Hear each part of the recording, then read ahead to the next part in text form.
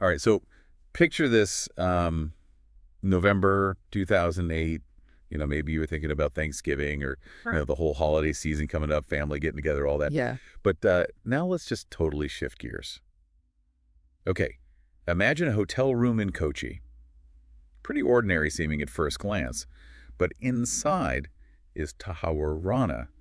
So the question is, what was he doing there? Yeah, it's not exactly the place you'd expect to find someone connected to, well, anything really. Right, and that's exactly what we're diving into today. Yeah. Rana's very short stay in Kochi, just a few days before the just awful Mumbai attacks in 2009. Right. It makes you wonder, was it just a coincidence or is there something more going on here? Yeah, big question mark there. So we're going to dig into all the info around Rana's extradition and what exactly he was up to during that visit. It's funny thinking about Kochi back then. It was this coastal city, pretty relaxed atmosphere, famous for its backwaters, all the spices. Yep. It wasn't exactly a place you'd think about when you hear the words international intrigue or terror plots. Definitely not. But that's kind of the point, isn't it? Why Kochi? Exactly. Yeah. And that's what makes this whole thing so fascinating. So let's talk about Tahawwur Rana for a second. Born in Pakistan, became a Canadian citizen, former military doctor who then got into business in Chicago. And now his name is basically synonymous with terrorism. Right. And on November 16th, 2008, he checks into this hotel near Marine Drive in Kochi. Mm. Just a quick 24-hour visit before heading back to Mumbai. Why such a short trip to a place that seems so unconnected to everything else that was going on? Yeah, that's what's so strange about Red. It's like he was just popping in and out. It makes it seem like he had one very specific reason for being there, and it wasn't to relax on the beach or anything. Exactly. And here's something that's really wild. Okay, so get this. The police in Kerala, they had no clue Ron had even been there until the FBI arrested him in 2009 and 12. Can you imagine that? Someone connected to this horrible attack was literally right there, and they didn't even know it. Jacob Punos.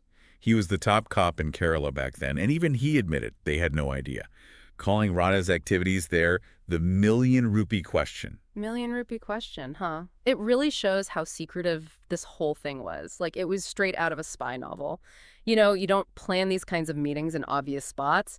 Mumbai or Delhi would have been way too risky. Right. So going somewhere off the grid like Kochi, it makes sense in a way.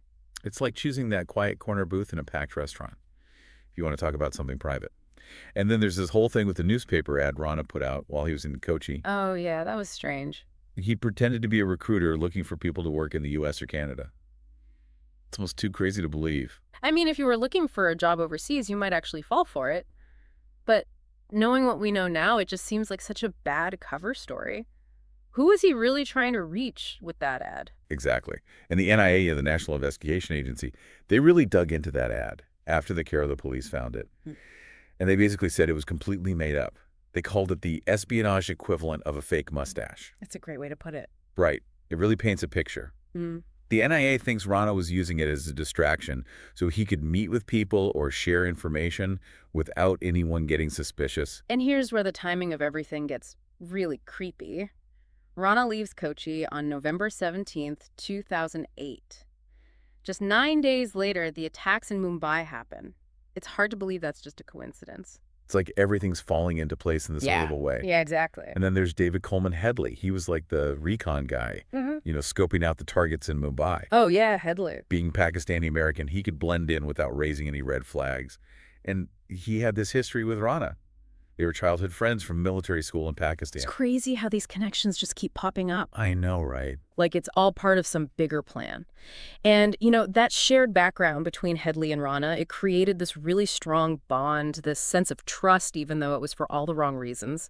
And Headley's American passport, it made him so valuable, He could travel around freely and scout out those targets. The Taj Mahal, the railway station, the Nariman House. It's like he was documenting everything under the guise of just being a tourist. And get this, there's been talk that Headley might have actually visited Kerala himself. Maybe even before Rana made that quick trip. Really? Yeah, the NIA looked into it, but the details are really scarce. It makes you wonder if there's no proof because it was just a rumor or if they were really good at covering their tracks. But even if Headley wasn't in Kochi, the amount of communication between him and Rana around this time is insane. It's mind-blowing. Headley made 8 trips to India between 2006 and 2008 specifically to do reconnaissance. And during those trips, they had 231 phone calls, Wow. 32 calls on his first trip, and then 66 on his last one right before the attacks. So you're thinking those weren't just casual, hey, how are you doing conversations? Absolutely not. Yeah. They were definitely up to something. So the big question is, did Headley and Rana actually meet in Kochi? Was it a planned meeting? Was it to exchange information, maybe maps or details about the targets, or just to finalize their plan away from any prying eyes? Yeah, that's what we need to find out. And it goes back to what Puno said about Kochi being this quiet, neutral location. It's far enough from Mumbai that it wouldn't raise any suspicions, but it's still relatively easy to get to. The ports in Kochi could have been used for discreet travel or to move things around, and because it's a tourist destination, new faces wouldn't really stand out. The whole atmosphere was just less intense than a big city like Mumbai, which probably made it easier to do things without attracting attention. And then you look at Rana's travel plans in November 2008. Delhi Agra, quick stop in Kochi, and then straight to Mumbai. It seems way too planned out. Why include Kochi in such a tight schedule? What was so important that he had to go there? It's like Kochi's the odd one out in that whole itinerary. Agra, the Taj Mahal, that's a classic tourist spot. So including that could have been a way to make it look like a normal vacation Delhi. Being the capital, that makes sense too. But Kochi, it just doesn't fit the usual tourist route. And to make things even more complicated, Rana's wife, Samraz Akhtar, she was with him on this trip. Oh, wow. So that adds another layer to all this. It does. Was she aware of what was really going on? Was she involved in any way, or was she totally clueless about the real reason for the trip? It's possible they brought her along to make it look like a regular couple on vacation, further disguising what they were really up to. Or maybe she truly didn't know anything about it. The NIA will definitely be looking into that. So let's fast forward to today, April 10th, 2025. Rana's been extradited to India after years of legal battles. He's not a young man anymore, in his 60s now. He did time in the U.S. for supporting terrorism, but he was acquitted of the charges directly related to the Mumbai attacks, which a lot of people in India were really unhappy about. Yeah, I remember that acquittal on the Mumbai charges. It caused a lot of controversy. While it was good that he was convicted for his involvement with Lashkar-e-Taiba and the plot against that Danish newspaper, it still felt like he wasn't being held fully accountable for the 2011 attacks.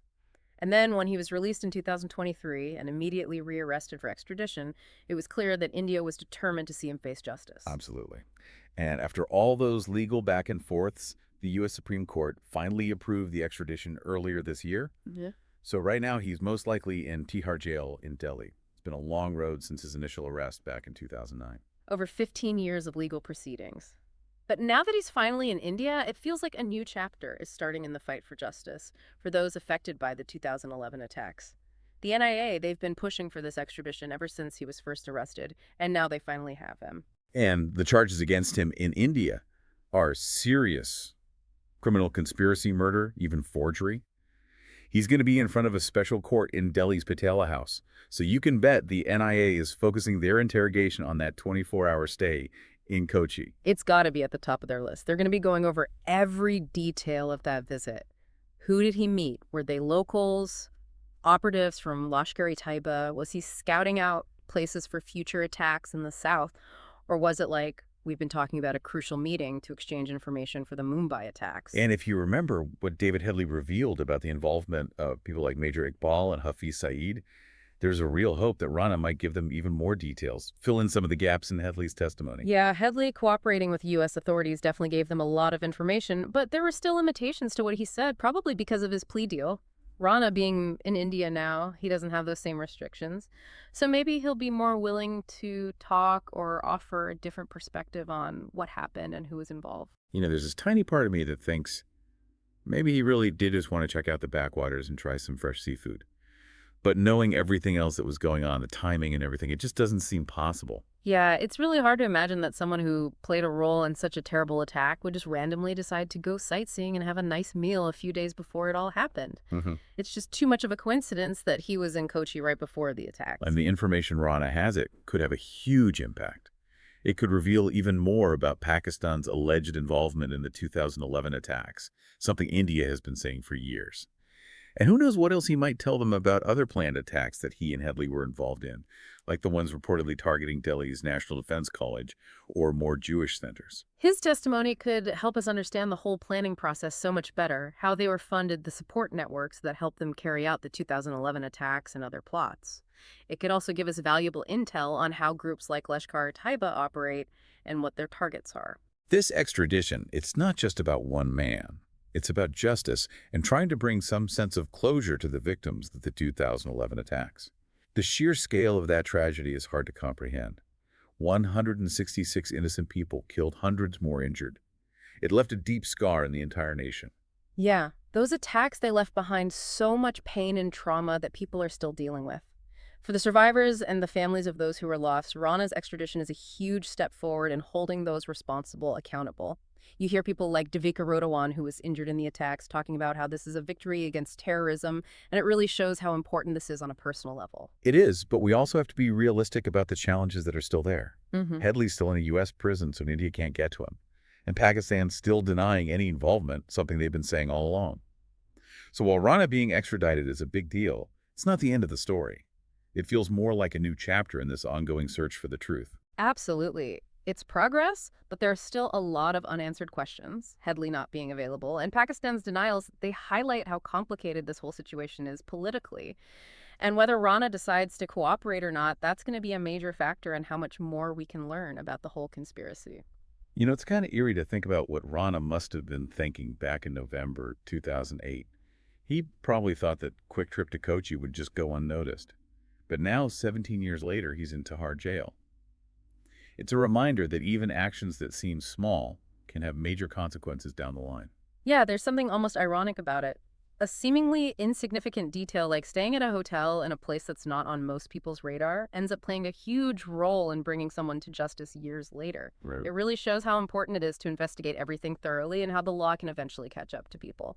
And that short stop in Kochi, it could hold some incredibly crucial clues, not just about how the 2011 attacks were planned, but maybe about other operations as well.